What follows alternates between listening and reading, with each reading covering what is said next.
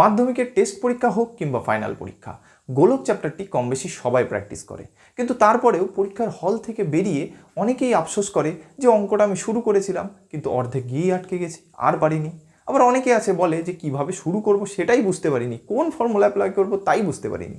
আবার অনেকে আছে যারা সলভ করে আসে, কিন্তু সলভ করার পরেও তারা পরীক্ষার যখন রেজাল্ট বার হয় তখন গিয়ে দেখে তারা অঙ্কটা ভুল করে এসছে। আচ্ছা, এই যে সমস্যাগুলোর কথা আমি তোমাদের বললাম, এগুলো কেন হচ্ছে? অনেকেই ভাবে এর আসল কারণ হলো তারা অঙ্কের দুর্বলতায়, কিন্তু এটা আসল কারণ নয়। আসল কারণটা হলো অঙ্কের ভাষাগত সমস্যা।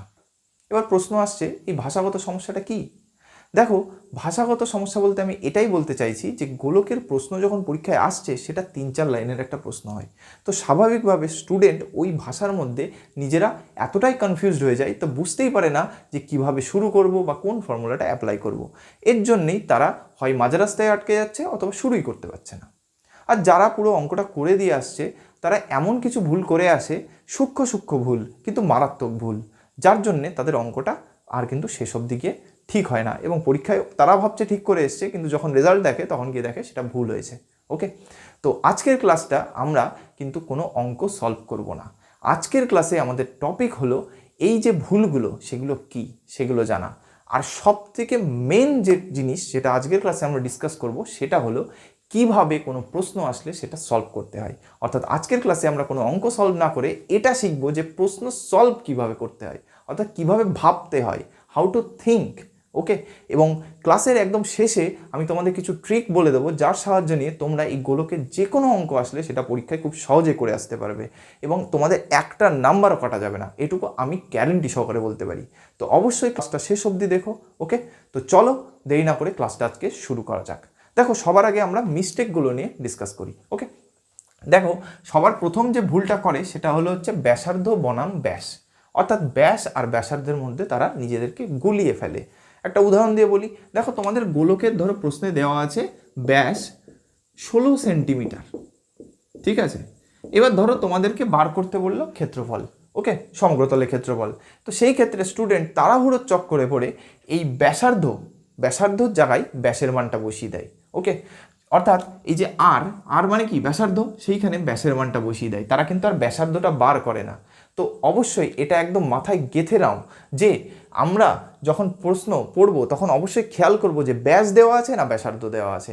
ব্যাস যদি দেওয়া থাকে সবসময় মনে রাখবে ব্যাস দিয়ে আমাদের কোনো কাজ নেই, সবার আগে ব্যাসকে ব্যাসার্ধতে কনভার্ট করতে হবে, তারপরে কিন্তু আমরা এইখানে মান বসাতে পারবো। তো অবশ্যই খেয়াল রাখতে হবে যে যদি ব্যাস দেওয়া থাকে সেটাকে আমরা ব্যাসার্ধতে কনভার্ট করব। এটা কিন্তু মেন মিস্টেক, যেটা এতটাই সূক্ষ্ম যে ছাত্ররা মানে তাড়াহুড়োর চক্করে ভুল করে আসে।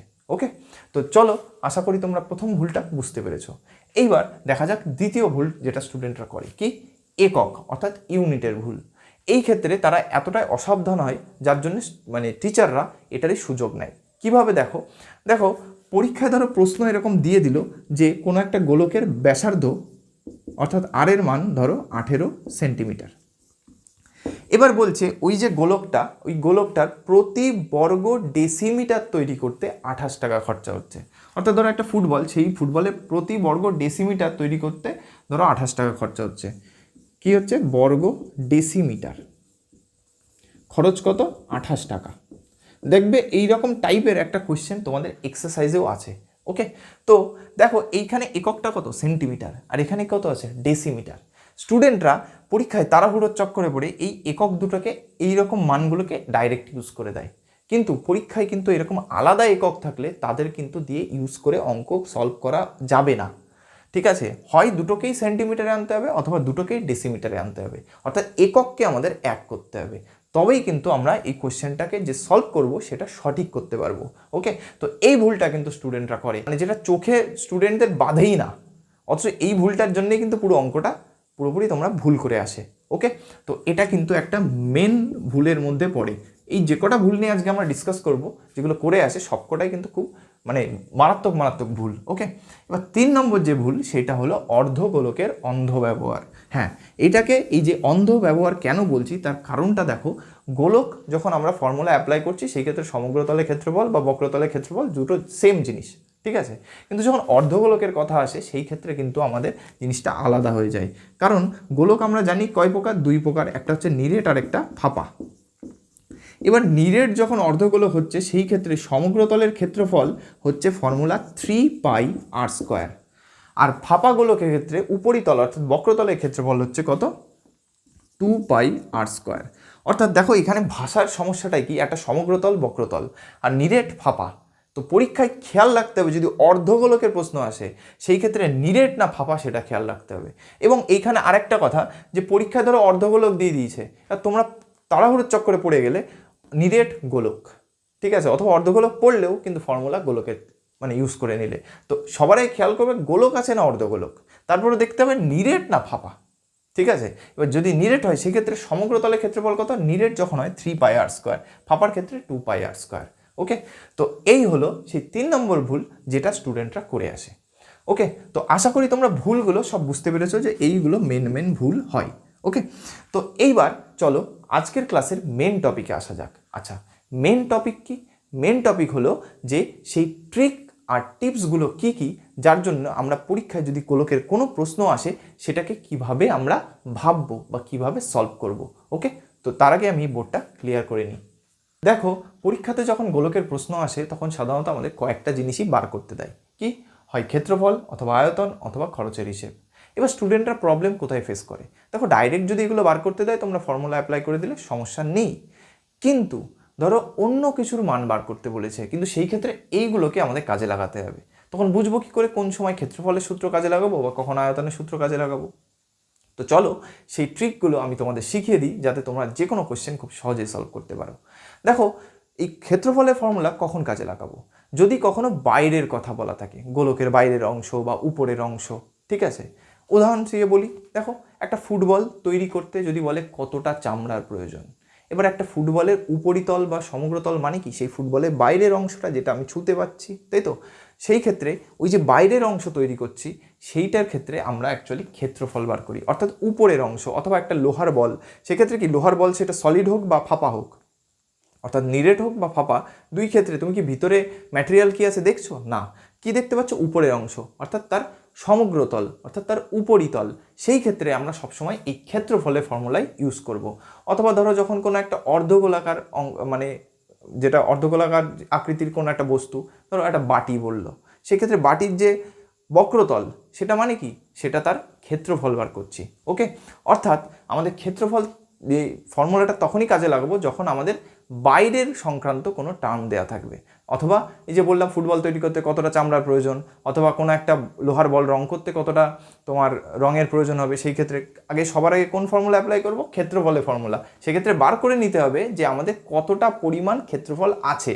ওকে, সেক্ষেত্রে সমগ্রতলের ক্ষেত্রফল বার করছি, অথবা অর্ধগোলকের ক্ষেত্রে কি বক্রতলের ক্ষেত্রফল বার করছি। ওকে, এই গেল ক্ষেত্রফলের ক্ষেত্রে। এইবার নেক্সট হচ্ছে আয়তন। আয়তনের সূত্র কখন অ্যাপ্লাই করব, যখন দেখবে তোমাদের বলবে যে এর মধ্যে কত পরিমাণ বস্তু আছে। উদাহরণস্বরূপ দেখো একটা লোহার বল ধরা আছে, বলল যে এর মধ্যে কত পরিমাণ লোহা আছে, অর্থাৎ তার ভিতরে ম্যাটেরিয়ালটা কত, সেই ক্ষেত্রে আমরা আয়তনের সূত্র অ্যাপ্লাই করব। অথবা ধরো বলে একটা ফুটবল, সেই ফুটবলের ভিতরে বাতাস কতটা পরিমাণে আছে, সেটার ক্ষেত্রেও আমরা আয়তনের ফর্মুলা অ্যাপ্লাই করব। অথবা বললো একটা লোহার বলকে গলিয়ে 3টে বা 4টে ছোট ছোট বল তৈরি করা হলো, অথবা একটা ছোট ছোট 3-4টে বল আছে সেখান থেকে একটা বড় বল তৈরি করা হচ্ছে। এক্ষেত্রে দেখো যখন একটা লোহার বলকে গলাচ্ছি, গলিয়ে ছোট বল তৈরি করছি, সেক্ষেত্রে তো সবার আগে জানতে হবে যে লোহার বলে বড় বলটাতে কতটা পরিমাণ লোহা আছে, আর কতটা পরিমাণ থাকা মানেই তার আয়তনের সূত্র কাজে লাগানো। ঠিক আছে, এরকম একটা কোশ্চেন তোমাদের বইয়ে আছে যে বড় একটা লোহার গোলক আছে, সেটাকে গলিয়ে ছোট গোলক বানাবো, তাদের ব্যাসার্ধ বলে দেওয়া আছে, এরকম কতগুলো গোলক বানানো যাবে। তো সেই ক্ষেত্রে ওই বড় গোলকের আয়তন আগে বার করতে হবে, মানে কতটা লোহা আছে, তারপরে সেই ছোট গোলকগুলো যেগুলো আমি বানাতে চাচ্ছি তাদের মধ্যে কতটা লোহা লাগছে প্রতিটা বলটাতে, তারপরে কি সেই বড় গোলক দিয়ে মানে আয়তন দিয়ে ছোট গোলকের আয়তন ভাগ করে দিলে গোলকের সংখ্যা বেরিয়ে যাচ্ছে। অর্থাৎ যখন কত পরিমাণ লোহা আছে বা কত পরিমাণ বাতাস আছে বা কতটা ম্যাটেরিয়াল আছে, বা কোনো একটা জিনিসকে গলিয়ে বড় বানাচ্ছি, মানে 2-3টে বলকে গলিয়ে বা বড় একটা বল ভেঙে 3-4টে ছোট বল বানাচ্ছি, তো এই সব কিছুতেই আমাদের আয়তনের সূত্র লাগবে। তাহলে ক্ষেত্রফল আর আয়তনের মধ্যে পার্থক্য কি, ক্ষেত্রফলের ক্ষেত্রে আমাদের উপরিতলে অর্থাৎ বাইরের কথা বলছি, আয়তনের ক্ষেত্রে আমরা ভিতরের কথা বলছি। উপরিতলের কতটা পরিমাণ চামড়া লাগছে, মানে ক্ষেত্রফলের ফর্মুলা। বা ওই বাটি, লোহার বল তৈরি করতে কতটা পরিমাণ লোহা লাগছে, কি বলছি, লোহার বল তৈরি করতে বা যে বাটি অর্ধবৃত্তাকার সেটা তৈরি করতে কতটা পরিমাণ পাত লাগছে বা লোহার চাদর লাগছে, এর মানে হচ্ছে ক্ষেত্রফল। কিন্তু যদি প্রশ্নটা এইরকম হয়, এর ভিতরে কতটা পরিমাণ লোহা আছে বা ভিতরে কতটা পরিমাণ বাতাস আছে, এই যে ওয়ার্ডগুলো, এর মধ্যে দিয়ে তোমরা বুঝতে পারবে এখানে আয়তনের সূত্র অ্যাপ্লাই হচ্ছে। ওকে, তাহলে আশা করি ক্ষেত্রফল আর আয়তনের মধ্যে পার্থক্য তোমরা বুঝতে পেরেছো। এইবার প্রশ্ন হচ্ছে খরচের হিসেব। এই জায়গাটায় গিয়ে স্টুডেন্টরা খুবই নার্ভাস হয়ে যায় এবং ভাবে কীভাবে কী করব। দেখো, এই যে খরচের হিসেব, এটা আর কিছুই না। খরচের হিসেব সাধারণত প্রশ্ন কি আসে, তোমাদের বলবে যে একটা গোলকের এরকম ব্যাসার্ধ বলে দিয়েছে, বলবে প্রতি বর্গ সেন্টিমিটারে এত টাকা খরচা হচ্ছে। দেখো, ক্ষেত্রফলের ক্ষেত্রে আরেকটা কথা তোমাদের বুঝিয়ে রাখি, ক্ষেত্রফলের ক্ষেত্রে আমরা বর্গ কথাটা ইউজ করি, আর আয়তনের ক্ষেত্রে আমরা ঘন কথাটা ইউজ করি। কি বললাম? ঘন। এবার যখন তোমাদের বলছে প্রতি বর্গ মিটারে বা প্রতি বর্গ সেন্টিমিটারে তোমাদের এত টাকা খরচা হচ্ছে, ঠিক আছে, প্রতি বর্গ মিটার বা প্রতি বর্গ সেমি, তাহলে তোমাদেরকে বুঝতে হবে যে এটা ক্ষেত্রফলে খরচা হচ্ছে এবং প্রতি একক মানে বর্গ একক ক্ষেত্রফলে খরচা হচ্ছে। তাহলে আমার পুরো যে গোলকটা, অর্থাৎ সেটা বল হোক, লোহার বা ফুটবল হোক, সব ক্ষেত্রেই তাহলে আমার জানতে হবে যে টোটাল সমগ্রতলে ক্ষেত্রফল কতটা, টোটাল ক্ষেত্রফল কতটা, সেটা যদি আমি জানতে পারি, তার মধ্যে বলছে প্রতি একক মানে এক এককে এতটা খরচা হচ্ছে, তাহলে টোটাল কতটা খরচা হচ্ছে। উদাহরণস্বরূপ বলি, ধরো টোটাল আমার ক্ষেত্রফল ধরো বেরিয়েছে হচ্ছে 42 এত বর্গ সেমি, ঠিক আছে। এবার বলছে প্রতি বর্গ সেমিতে খরচ হচ্ছে ধরো বললো 6 টাকা, তাহলে টোটাল খরচ কত। তাহলে আমি যখনই বুঝতে পারলাম যে আমার ক্ষেত্রফলের সূত্র ব্যবহার করতে হবে, তাই তো, কিভাবে বুঝলাম, যে বলেছে প্রতি বর্গ সেমিতে আমার খরচ হচ্ছে 6 টাকা, এটা কিন্তু আমার বার করেছি। কিভাবে বার করলাম, এই যে এখানে ল্যাঙ্গুয়েজটাই কাজে লেগিয়ে, কি প্রতি বর্গ সেমিতে এত টাকা খরচা হচ্ছে। এবার যখনই বর্গের কথা আসবে, তার মানে কি ক্ষেত্রফলের কথা আসবে। ক্ষেত্রফল মানে কি গোলকের সমগ্রতলের ক্ষেত্রফল বার করব, তাই তো। আর যদি অর্ধগোলক থাকে তাহলে বক্রতলের ক্ষেত্রফল বার করব, ঠিক আছে। তো সব ক্ষেত্রে আমার ক্ষেত্রফল বার করতে হবে, এবং ক্ষেত্রফলের সূত্র আমি জানি, ক্ষেত্রফলের সূত্র জানলে সেখান থেকে আমি ক্ষেত্রফল বার করলাম এবং সেটা আমি ধরে নিয়েছি এখানে কত, ধরো 42, ঠিক আছে। তাহলে ক্ষেত্রফল বেরিয়ে গেল। এবার প্রতি এককে 6 টাকা, তাই টোটাল কত একক বেরিয়েছে, 42 বর্গ একক। প্রতি বর্গ এককে 6 টাকা খরচা হচ্ছে, তাহলে 42 বর্গ একক কত খরচা হবে, 42 গুণ 6 টাকা। একই কনসেপ্ট হচ্ছে আয়তনের ক্ষেত্রে। ধরো এইখানে প্রতি ঘন একক বলে দিল, প্রতি ঘন একক। আর ঘন মানেই সবসময় মনে রাখবে কি, ঘন মানেই হচ্ছে আয়তনের সূত্র।